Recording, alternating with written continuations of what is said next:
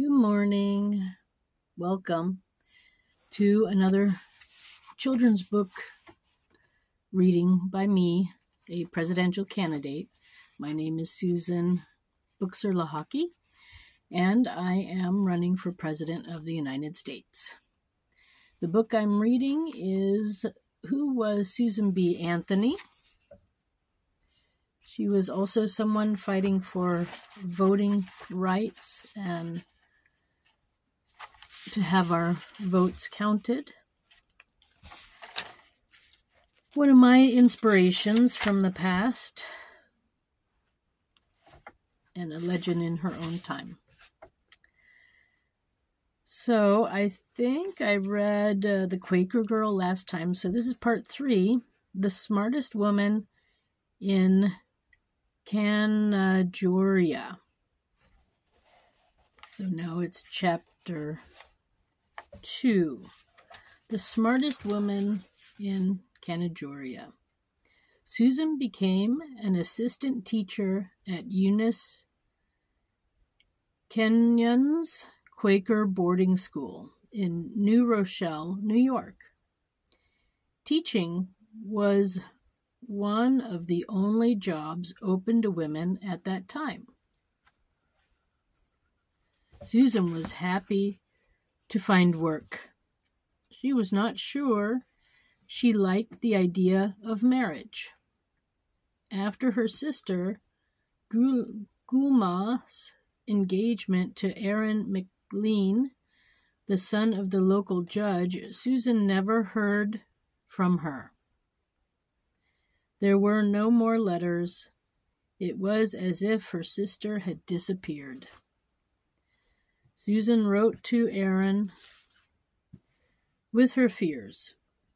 I have no loved sister to whom I can freely open all my heart and confide all my little griefs. Aaron's answer was not comforting. Sisters are always twice as much trouble and bother as they are worth, he wrote.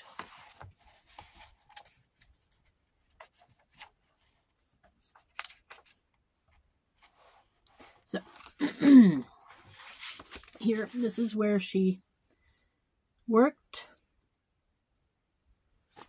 And here she is getting this letter from her brother-in-law, which was not very kind. For Aaron, this was just the normal joking of a man to his future sister-in-law. To Susan, it wasn't funny. Once Gulma was married, she would no longer be allowed to own anything or enter into any contract on her own. Her husband would have the final word in every important decision in her life. According to the law at the time, a wife had no right to divorce her husband.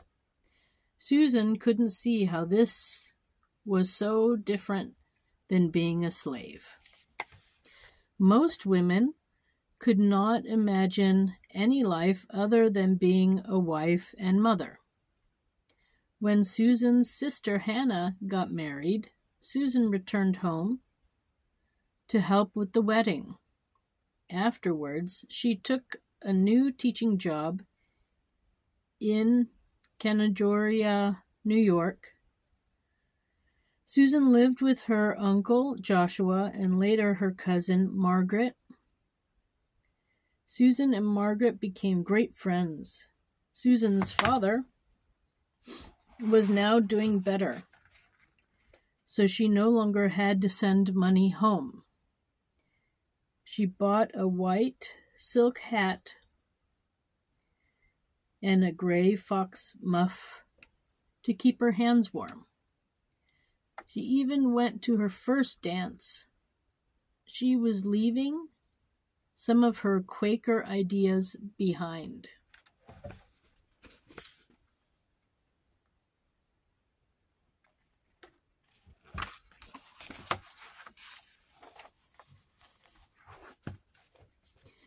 But she had not abandoned the Quaker idea about temperance and slavery. She was much more interested in these political movements than she was in teaching. She loved it when her father came to visit.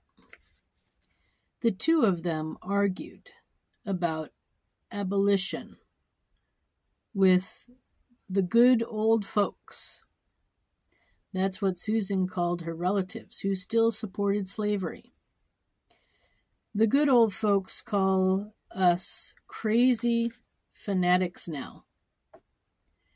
The day will come when they must acknowledge their stupidity, she said. On March 1st, 1849, Susan gave her first public speech. It was to 200 people at the supper of the Daughters of Temperance, an organization of women working for an end to the use of alcoholic beverages, such as wine, beer, and whiskey. Temperance was not just about banning alcohol. It was about helping women married to drunkards.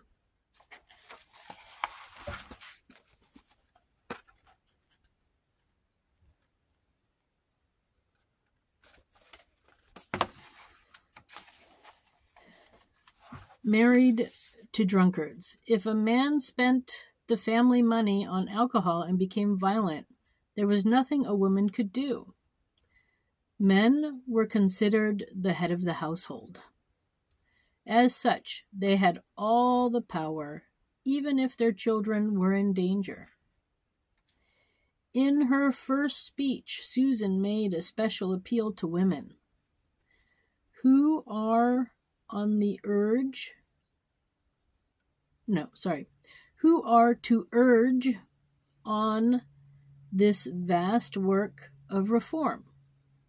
Shall it not be women who are most aggrieved? She asked.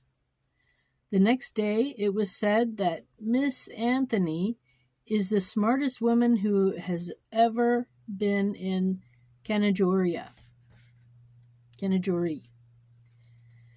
Sorry if I'm mispronouncing it.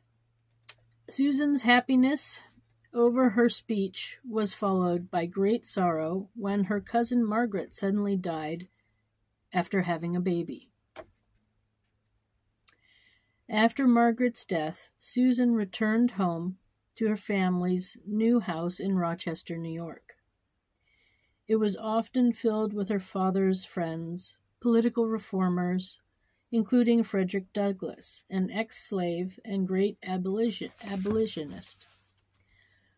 While home in Rochester, Susan learned about an unusual conference that had taken place in Seneca Falls,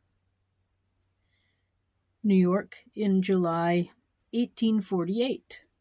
The conference was for women's rights. The men and women there argued for such shocking ideas as greater legal rights for women, including women's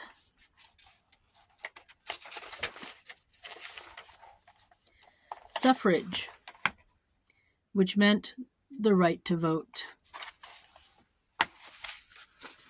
So here's her house in Rochester, New York.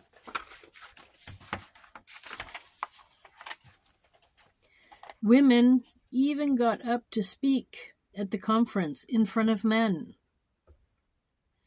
That was completely unheard of at the time. Susan had never thought about women fighting for their rights, despite her Quaker education. She never thought about voting herself. She wanted to learn more about this women's rights convention.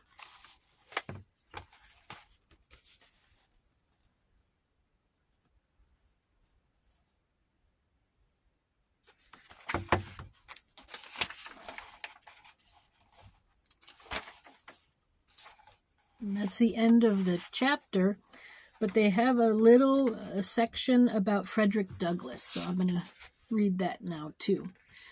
Frederick Douglass was born a slave in Maryland. He learned the alphabet with some help from the wife of his owner and learned how to read on his own. Later, he secretly taught other slaves to read as well. In 1838, he escaped on a train to Philadelphia, dressed as a sailor, with false papers that said he was free.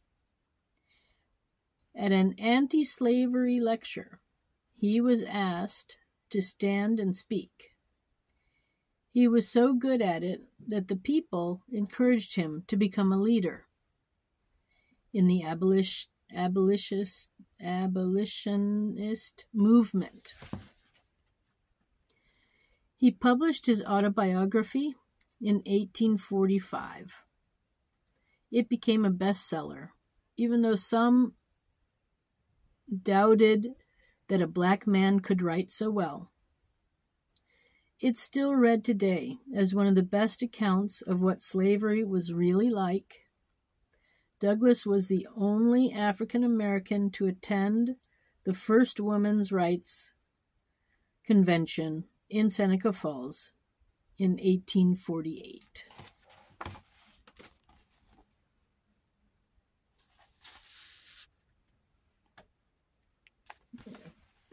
Okay, so that's the story for today, or the chapter for today. So that's the third one. Next week, I'll read you the next one. Oh, sorry. Yeah. Anyway, thanks for stopping by. It was nice to read to you. And I'm sorry about my misspellings or misreadings. I hope I didn't screw up some of the names too bad. But yeah, when it comes to names, it's hard. Some of them I don't know. And because of my dyslexia, I have difficulty sounding them out. Okay. Anyway, I hope you enjoyed my reading, and I wish you a good week. See you next time. Have a good day. Bye for now.